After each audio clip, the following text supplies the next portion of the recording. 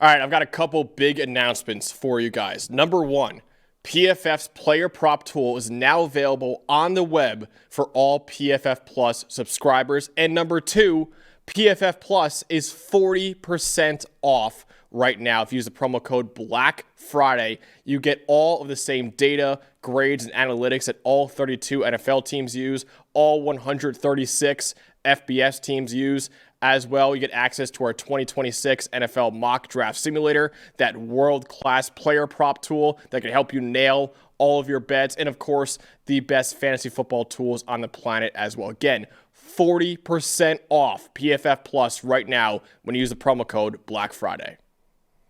Now let's get to the playoff bracket real quick and what I think the playoffs should look like as of right now. Still 1 week left before we get my playoff bracket, Dalton. You tell me what I got wrong here in a second.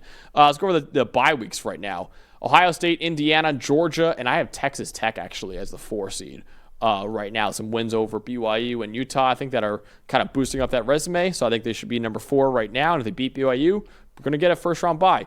A&M versus James Madison right now in the 5 versus 12. Ole Miss versus Virginia in the 6 versus 11. Virginia, by the way, is not my highest-ranked ACC team, but Miami's not in the conference title game. So instead, I'll put in the highest-ranked team in that conference title game, which is Virginia right now.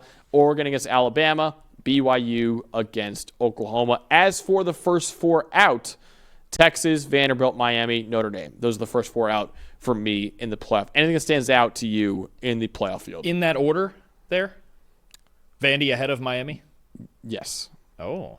I didn't want you to say that because I don't want Notre Dame fans coming at me in the chat. But, yeah, I have Notre Dame 4th out of those 4. I mean, okay, so a couple things. I think the top 7 I have no issue with. I think there is going to be some suspense at 5, 6, 7 of the order of what's going to go on there, but I think that's solidly the top 7 in some order, and I like the top 4. The biggest discrepancy, and this has been a big argument from BYU fans the whole time, has been, wait, shouldn't we be higher? Yeah. With just one loss being the Texas Tech and beating Utah, winning at Cincinnati, winning at Arizona, who is ranked and might be top 20 this week, who just got a big win over Arizona State.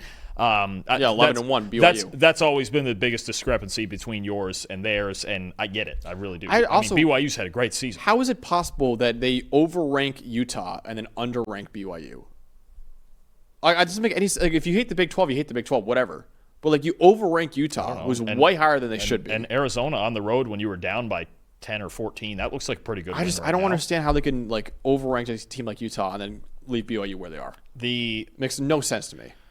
Yeah, it's really It's like, well, decide if you think the Big 12 is lesser, whatever, that's your opinion, but like, you can't play both sides of the fence there with that. I don't understand that. They play both sides, so they always win. Yeah, that's true. That's how it works. But either way, that's always been the biggest discrepancy. And then actually the biggest argument I would have, I think it's going to be the American. In this scenario, if Virginia wins, Duke wins, we've got a whole other problem. But if Virginia wins, I think and maybe this is a right now versus getting a possible ranked win on either side thing. But is currently right now. I think it'll end up being the American champion in this scenario, whether it's Tulane or North Texas, either one. I just think at that point, they would both have more quality wins because you're talking about, yes, Tulane has the 2 losses, and one was pretty handily to UTSA, which apparently just never loses at home. But the other one being to Ole Miss, I can honestly just kind of excuse that. Mm-hmm.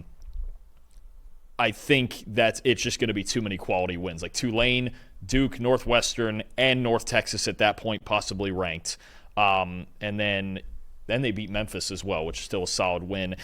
The problem for me with James Madison is they've beaten one team with a winning record, Old Dominion, and maybe a second one this week if they beat Troy and they're in this scenario, whereas North Texas at least will have this win. They will have, I think the win against Navy by 14 over Navy is better than just about anything James Madison has done. I'm not trying to rip James. They're a really good team. I just think if you're looking at resumes head-to-head like that, I'm looking at Tulane and North Texas, and one of them is going to beat the other this week and get another. That's really what I'm saying. Win. It's most likely going to be the American champ. But right now, I put James Madison over either. I also think there is that's another bit of suspense again this week. Will either North Texas and or James Madison get ranked this week? I thought one of them might have got ranked last week, but clearly there's also kind of this slight towards them because there was a bunch of teams that moved up last week, but not Tulane. So maybe they're stuck at 24 again or however that's going to work. But that's going to be – but I still think it's going to be the American champion. I think JMU is rooting for a Duke win in that ACC title game.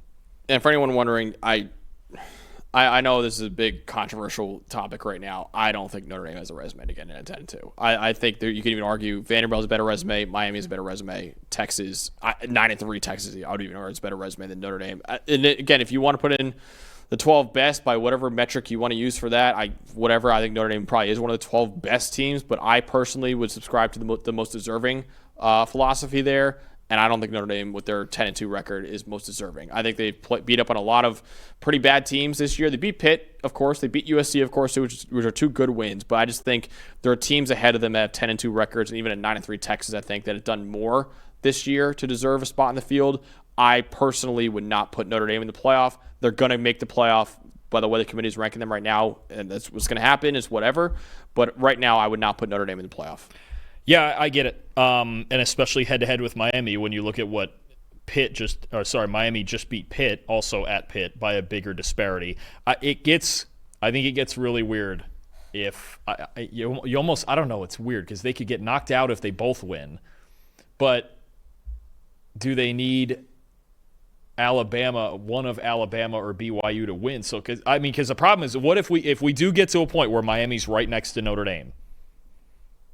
It's kind of hard to justify it. Yeah. If they get to within one spot, they've been keeping them at arm's length, and this isn't about Notre Dame and anything they did wrong, but they've been keeping them at arm's length. If they're right next to each other at, say, eventually 10-11, that could be a real problem.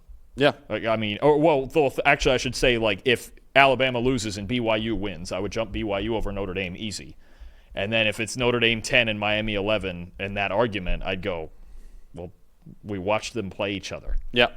And actually, for 3/4 of that game, Miami was decisively the better team. Yep. Fun one. Fun arguments we have in college football. I don't care when a game is either. That's another argument. It's like, it was week 1. I don't care when it is. It happened. It happened this year. Unless there was some major injury that would alter that. Yes, exactly. That matters too. But there's week 1 that happened this season.